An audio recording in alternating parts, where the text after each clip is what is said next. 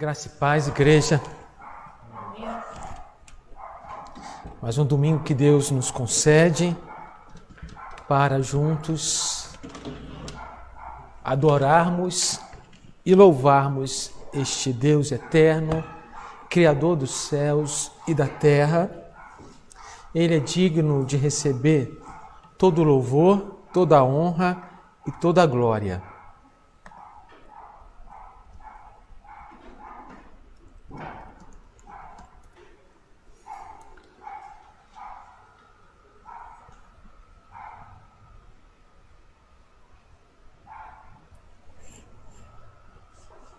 Vamos também estar orando pela nossa irmã Ana Carolina, que também se poderá fazê-lo em casa, ela também está enferma. Que Deus conceda uma recuperação também rápida para nossa irmã. Vocês sabem, quem mora aqui, sabe que na região metropolitana de Curitiba, e isso inclui Colombo, nós estamos realizando um rodízio na distribuição de água. A companhia de abastecimento faz esse rodízio, tá? E a cada 2 dias, se eu não me engano, 2 dias, nós ficamos sem água. E isso tem acontecido por causa de um longo período de estiagem, falta de chuva.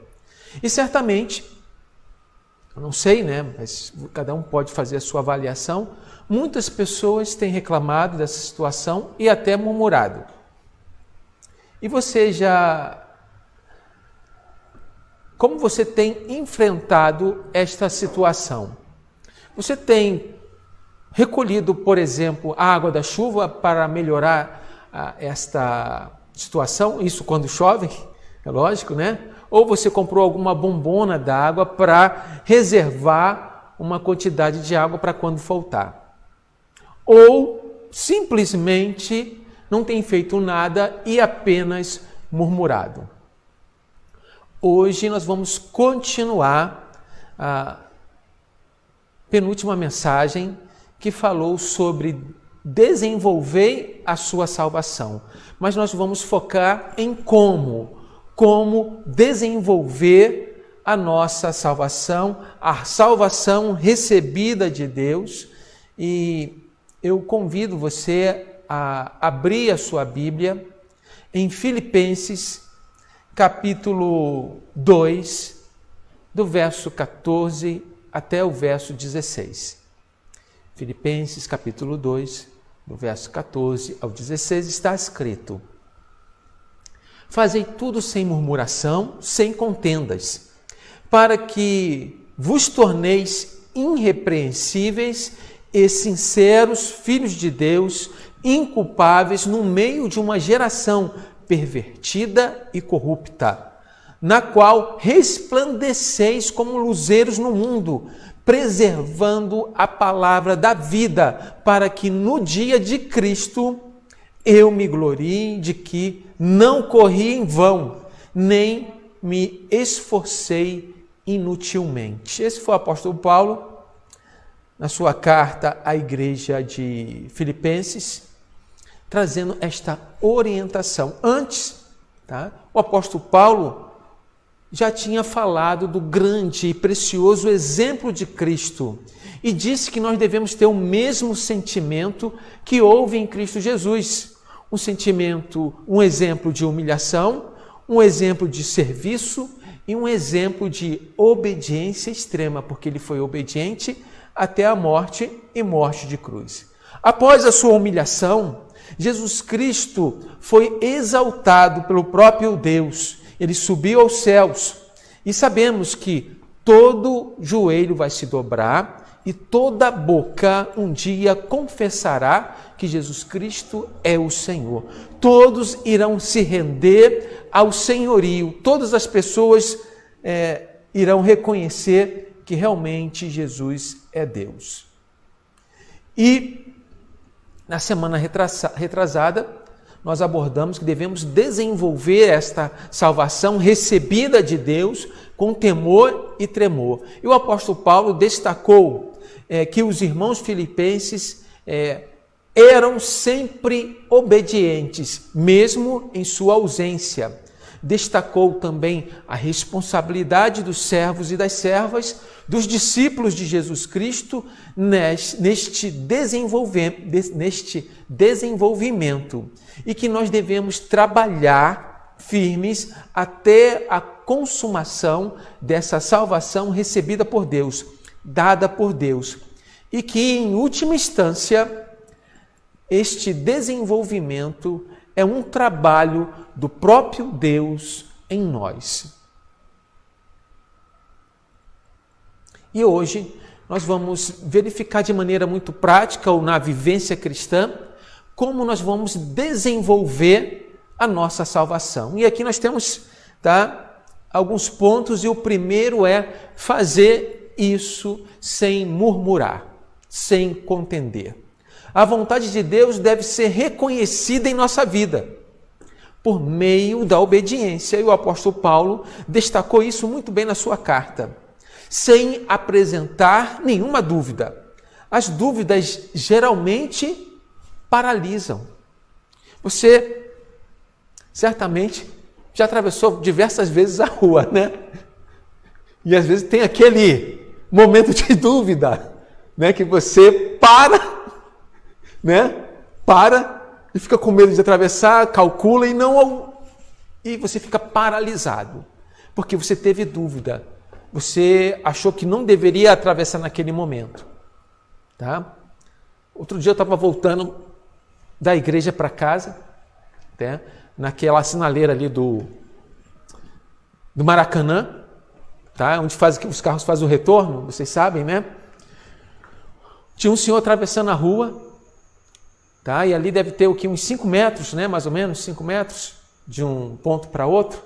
Ele andou 4 metros. E quando veio o carro, ele retornou os 4 metros. Poderia avançar mais 1 metro, estaria resolvido, mas ele ficou na dúvida. Ele ficou na dúvida, e a dúvida nos impede de avançar, nos impede de realizar os propósitos que Deus colocou em nosso coração. Por isso não podemos duvidar da palavra de Deus, por isso não podemos contender contra as instruções do Deus Altíssimo, porque essas dúvidas nos fazem paralisar. E foi assim. O povo de Israel, Deus ordenou que eles conquistassem a terra prometida. Moisés mandou 12 espias. E desses 12, 10 contenderam, 10 não concordaram com a conquista da terra. E a história do povo de Deus é uma história de murmuração. E murmurar paralisa. Murmurar impede o nosso avanço, o nosso progresso, o nosso desenvolvimento na nossa fé. Por isso, tudo que vai ser falado depois, a base é fazer tudo sem murmuração e sem contenda. O apóstolo Paulo, quando teve a visão para ir à Macedônia evangelizar, ele não teve dúvida. Atos 16, verso 9 e 10 está escrito: à noite sobreveio a Paulo uma visão na qual um varão macedônio estava em pé e lhe rogava, dizendo: passa a Macedônia e ajuda-nos. Assim que teve a visão, imediatamente procuramos partir para aquele destino, concluindo que Deus nos havia chamado para lhes anunciar o Evangelho. O apóstolo Paulo não teve dúvida.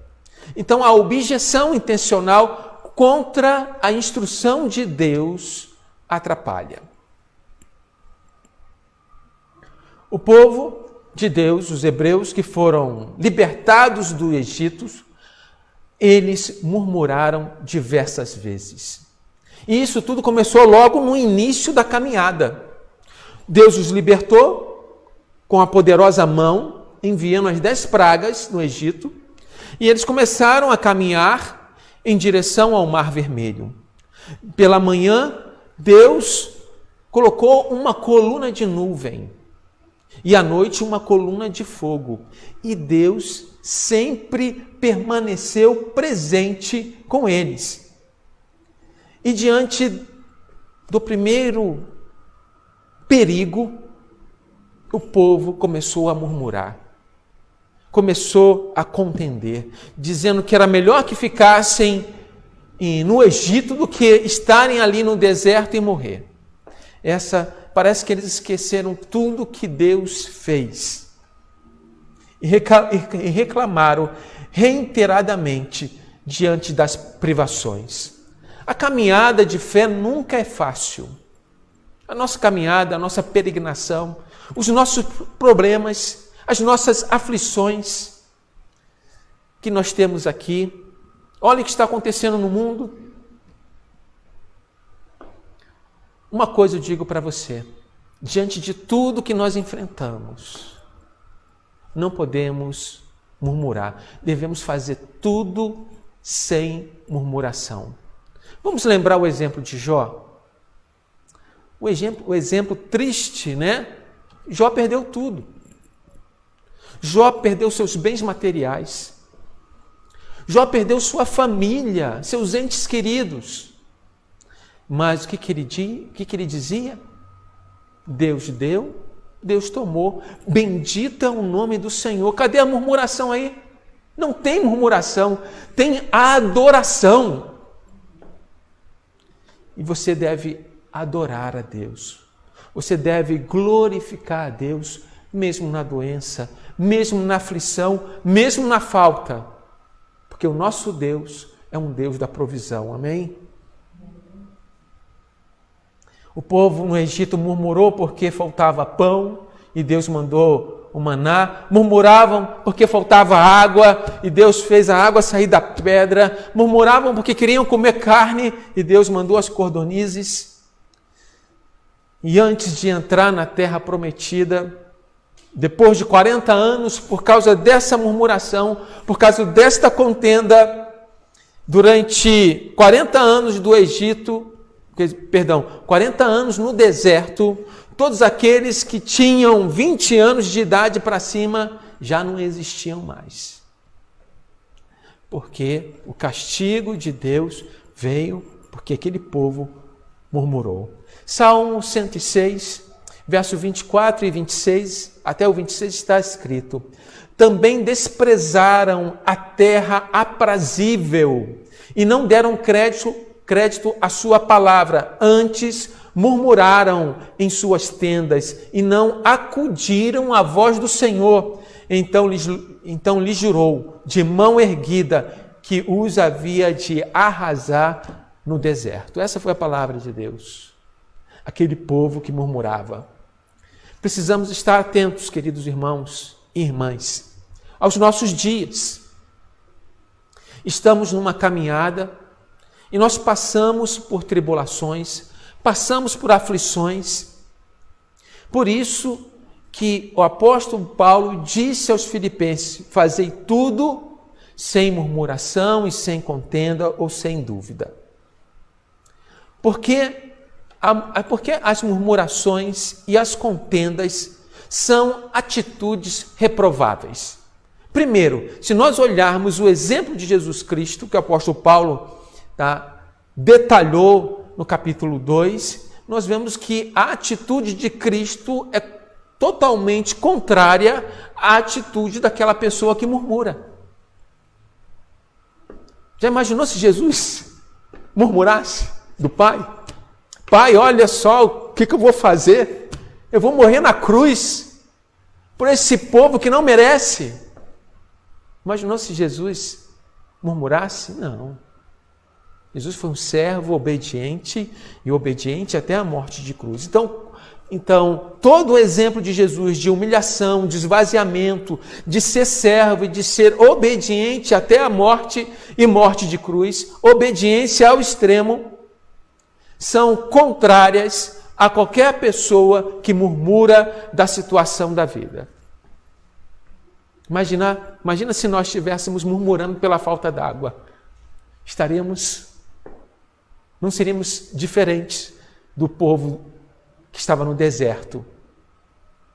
porque é Deus quem manda a chuva.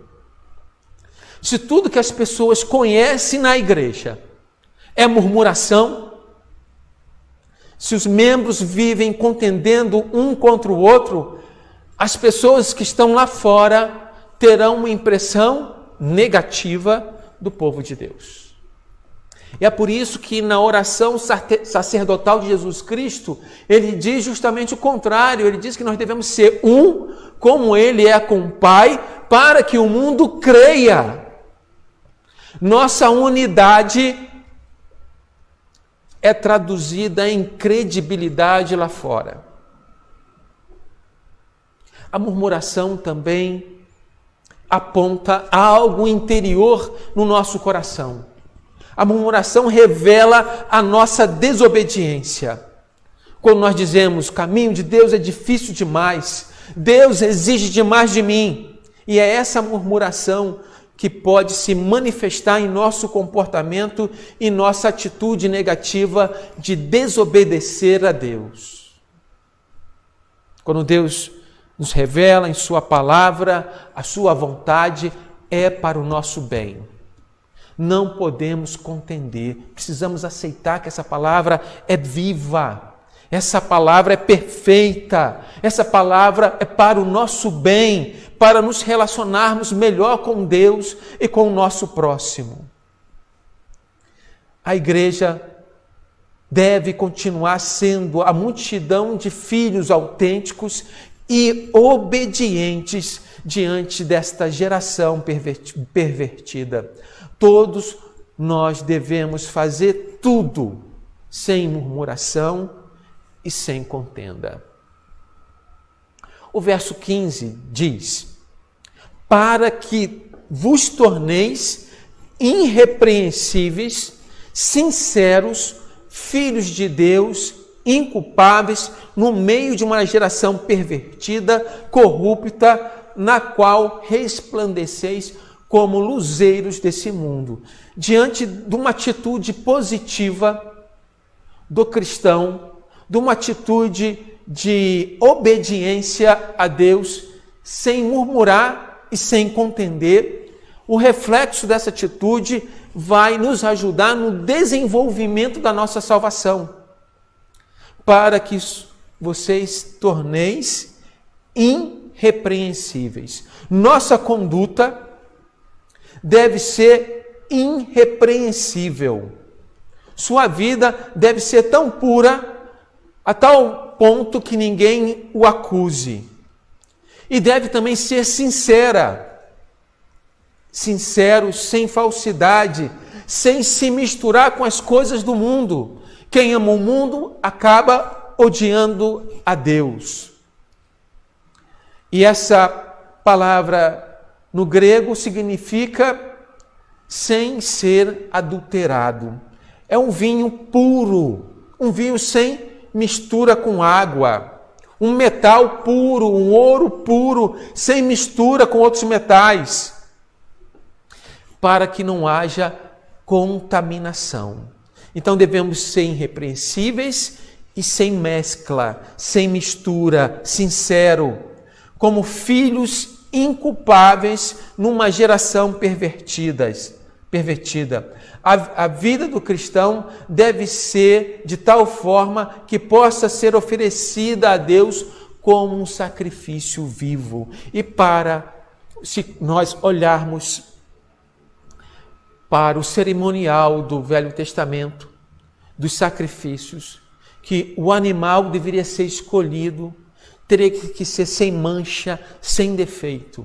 Assim, a sua vida e a minha vida tem que ser apresentada a Deus como esse sacrifício vivo, porque a nossa mancha, o nosso pecado foi justificado pelo sacrifício de Jesus Cristo na cruz. Por isso nós podemos nos apresentar, porque Jesus Cristo nos justificou. Não devemos viver numa quarentena espiritual. Quarentena espiritual. Nós estamos vivendo num momento assim de isolamento, né? Mas o cristão, ele não vive nessa quarentena.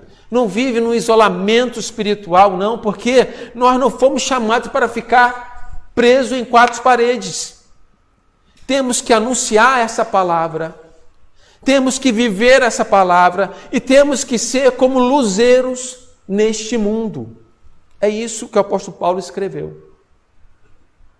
E para você ser luz, você tem que sair para fora. Você tem que ser visto. Você precisa ser notado. Tá? Somos exortados a brilhar ou refletir o brilho de Jesus em nossa vida. E a igreja no mundo é comparada com essa influência da luz, capaz de iluminar o ambiente que está totalmente escuro. E também, para nós desenvolvermos a nossa salvação, devemos perseverar na palavra da vida. A palavra de Deus, ela é viva, conforme Hebreus 4:12, que está escrito: porque a palavra de Deus é viva e eficaz e mais cortante do que qualquer espada de 2 gumes, e penetra até o ponto de dividir a alma e o espírito, juntas e medulas, e é apta para discernir os pensamentos e o propósito do coração. A palavra de Deus é espírito e vida. João 6:63. O espírito é o que vivifica, e a carne para nada aproveita. As palavras que eu vos tenho dito são espírito e são vida. Jesus Cristo falou isso. As palavras que eu vos tenho dito são espírito e vida. Temos hoje, querido irmão e querida irmã, acesso a essa palavra. O Antigo e o Novo Testamento, a revelação escrita do próprio Deus, a palavra de Deus. E quanto nós temos dado importância a essa palavra de Deus. O quanto nós temos meditado nessa palavra de Deus. O quanto nós temos estudado a palavra de Deus. O quanto nós temos vivido essa palavra. Por isso precisamos preservar, conforme o apóstolo Paulo falou, essa palavra de vida, para desenvolvermos assim a nossa fé. Então dedique tempo para meditar na palavra. Dedique tempo para estudar a palavra. Dedique tempo para ouvir a palavra de Deus. O apóstolo Paulo deixa claro que no dia de Cristo ele vai ter muita confiança e ele vai gloriar-se pelo trabalho que ele executou aqui. Trabalhando para o Senhor, para o reino de Deus, edificando a igreja de Cristo, sendo instrumento, vendo o desenvolvimento das ovelhas, das pessoas que recebeu para ensinar. E qualquer pastor fica feliz com o desenvolvimento da sua ovelha. E para desenvolver-se, é necessário botar a mão no arado. É necessário trabalhar. É necessário viver dessa maneira. Viver de modo sem murmurar, sem contender. Viver irrepreensível e sinceramente, inculpável numa geração pervertida. E aí nós lembramos de Noé. A população, os homens, tinham se pervertido. E Deus resolveu destruir, matar o ser humano e mandou o dilúvio, mas poupou uma família, porque diante daquela geração perversa tinha um que se agradou, que Deus se agradou. Precisamos ser também inculpáveis diante de uma geração perversa e testemunhar de Jesus Cristo como um luzeiro envolto em trevas, perseverando esta palavra. Então, meu irmão, minha irmã, não murmure, Não contenda contra as instruções de Deus. Reconheça, obedeça a palavra de Deus, viva de modo irrepreensível, sem se misturar com as coisas do mundo, para você ter essa sinceridade, essa integridade cristã, mantendo-se inculpável numa geração perversa, numa geração que oferece muitas coisas que desagradam a Deus. Por isso, mantenha-se santo e seja a luz no meio das trevas e viva a palavra de Deus, essa palavra viva, essa palavra que é espírito e vida, como disse Jesus, preservando assim a palavra da vida. Queridos, esta é a maneira de nós desenvolvermos a nossa salvação. Lembrando que essa salvação foi nos dada, nós recebemos. Da mesma forma que o povo no deserto recebeu de presente de Deus a terra prometida, a terra que manava leite e mel. Mas eles tinham que conquistar. Teriam que acreditar na palavra de Deus e acreditar sem murmurar.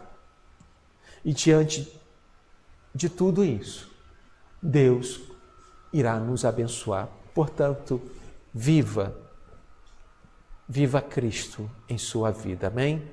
Vamos orar?